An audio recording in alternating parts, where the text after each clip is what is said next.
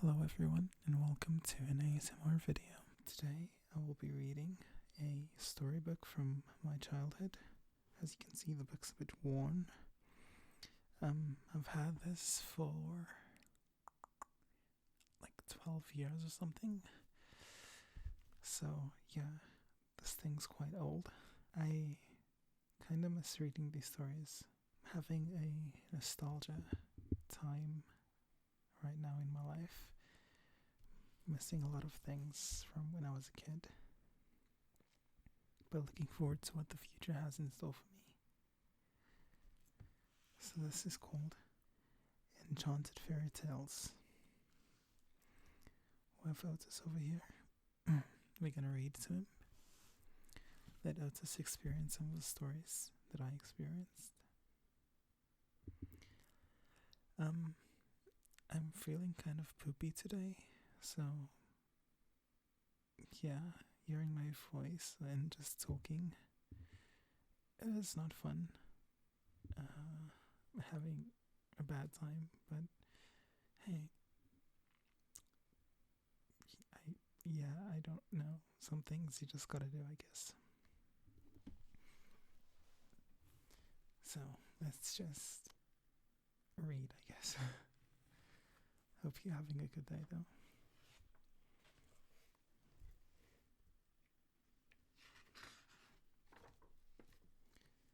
The Fairy Tale Bedtime Collection.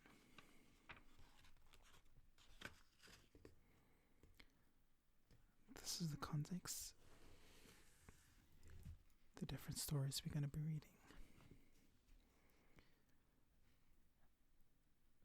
The Emperor's New Clothes, The Ugly Duckling, The Three Little Pigs, The Little Mermaid, Puss in Boots, The Three Bears, Thumbelina, The Gingerbread Boy,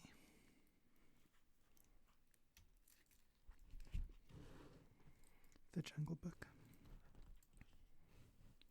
The Town Mouse and the Country Mouse, Beauty and the Beast, The Princess and the Pea, Rumpelstiltskin, Hansel and Gretel, and Little Red Riding Hood. Of course I won't be reading all of these stories, because that video will be like an hour long. I might make a supercut of all the stories though, eventually. Like maybe once a month or something, I will be reading from this book. So, in 3, 6, 7, 8, 9, 10, 11, 12, 13, 14. And over here, I'll make a supercut.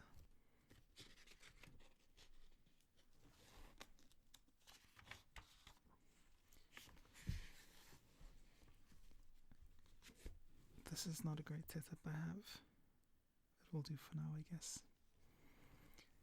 The Emperor's New Clothes, retold by Diane Stort's Fairy Tale Classics.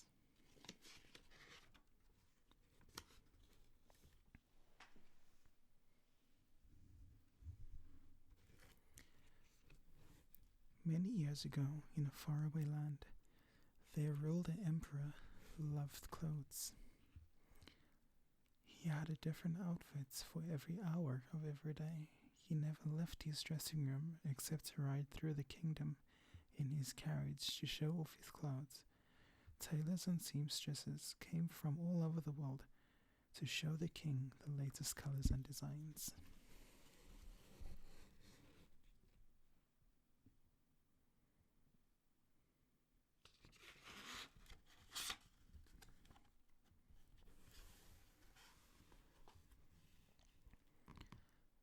One day, two tricksters came to the palace. They said they were weavers. "Dear Emperor," they said, "we have come to tell you about the most fantastic fabric in the world. It is fine, light, and beautiful, and people who are stupid or unfit for their jobs cannot see it. Just think, if you had clothes made of the special fabric, you would discover which men in the kingdom are unfit for their offices. You would be able to tell the fools from the wise." Honestly, if the king is spending so much time in his dressing room, I think he's unfit to rule the kingdom, unfit for his job.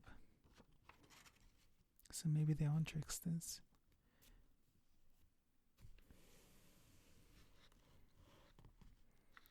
Oh, quite right, said the emperor. And he paid the two tricksters a lot of money in advance to make him a suit of this wonderful cloth. The tricksters asked for spools of silk and pure gold thread. They set up two looms in an empty shop in the middle of the kingdom. The spools of silk and pure gold thread went into the tricksters' bags, not on the looms. Then the two sat at their empty looms and pretended to weave long into the night.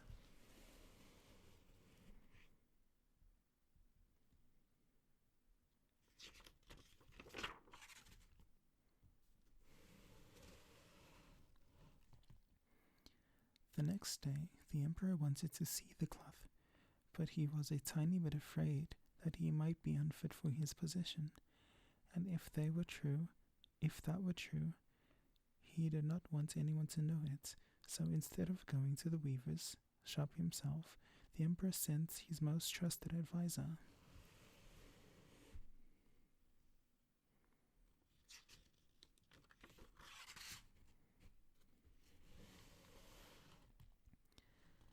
The advisor could see nothing, of course, since there wasn't anything to see. Dear me, the advisor said to himself, does this mean that I am a fool?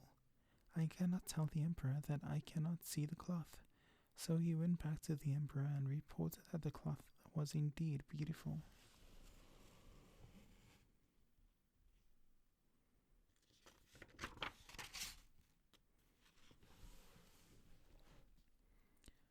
The emperor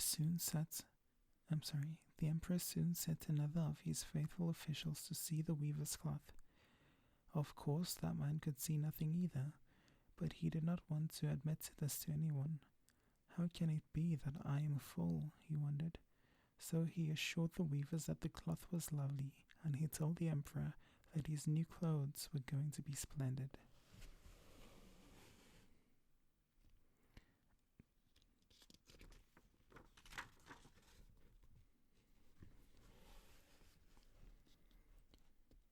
The emperor decided that he wanted to see this magnificent fabric while it was still on the loom, so he called the royal court to go with him to the weaver's shop. The tricksters were working away as hard as ever at their empty looms when the emperor and the royal court arrived. My voice is just dying right now, I'm sorry. The weavers showed the emperor. Wait, I don't think I showed the image for the previous one.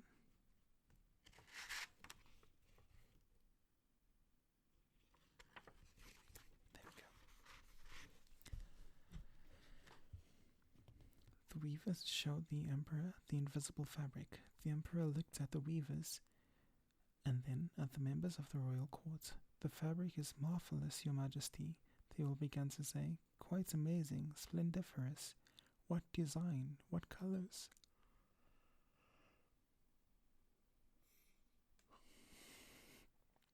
The emperor was dismayed.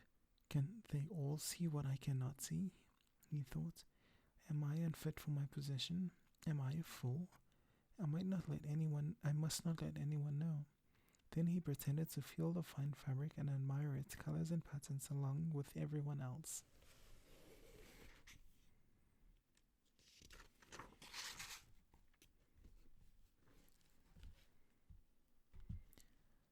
The tricksters promised to complete the emperor's new suit by morning. Why not have a procession to let all your subjects see your wonderful new clothes? They suggested. The emperor agreed. That night the tricksters burned 16 candles while they sat up and pretended to cut and sew the invisible cloth. In the morning, they took the invisible cloth to the palace. Here is the coat, they said, pretending to hold something up to be seen. These are the trousers, and this is the shirt.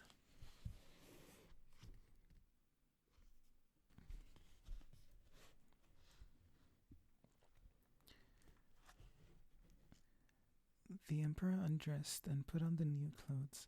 At least he pretended to put them on.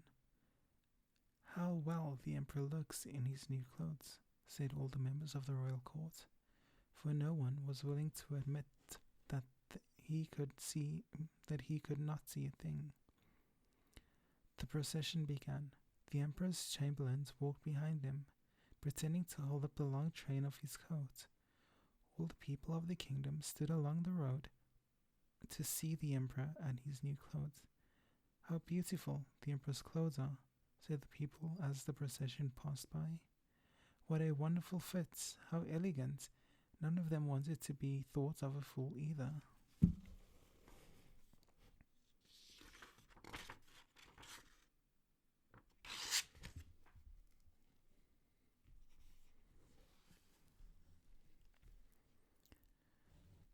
The two tricksters laughed all the way out of town with their bags full of silk and gold thread, and the money the king had paid for his new clothes.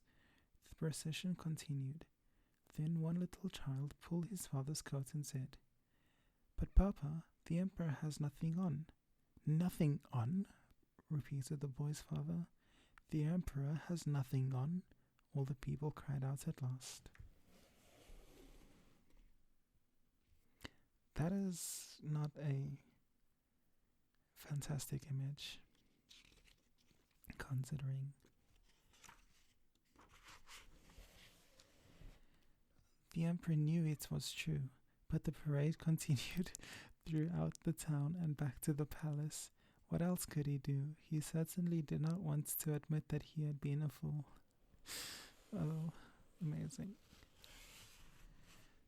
And that's the emperor's new clothes.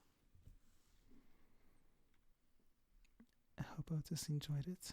I hope you enjoyed it. I should actually put this light on in the background for aesthetic purposes. I have all the next episode, don't worry. Well, video. Now I guess we'll just do some book tapping and page sounds. I don't have nails.